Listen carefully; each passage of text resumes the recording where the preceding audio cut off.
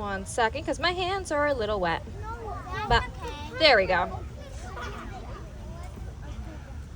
I think we got it. We're gonna fill this guy up.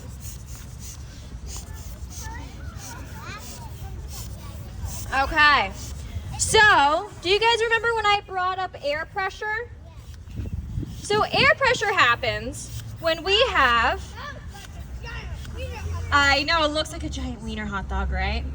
So air pressure happens when we have a bunch of air molecules who are super, super, super tight together. They're having a science assembly themselves too, right? It looks like a blue hot dog, I know. So we can use air pressure in, it does. We can use air pressure in science, more specifically in rocket science. Because what happens, what do you guys think is gonna happen? When I let go of my balloon, where is all the air gonna come out of? The bottom, right? Okay, so I'm gonna ask a question, kind of sort of related. It's related into kind of why we're all here today. Who can tell me one book that they have read over the summer so far?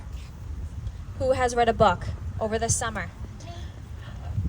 My cat book friend. What book did you read over the summer? Oh my gosh. Would you like to come up and launch my rocket? Come on up. Oh my god, rocket.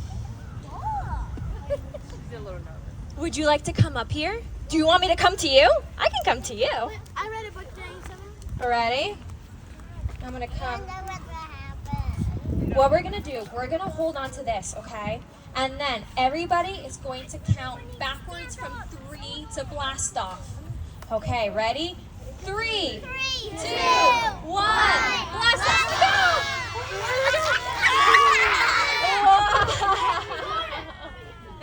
I'll take it. Oh, I'll take it. I'll take it. I need it back, please. I got it. Thank you. Thank you. That was almost Very, very good friends. We're gonna put my rocket back. Do I have another pump?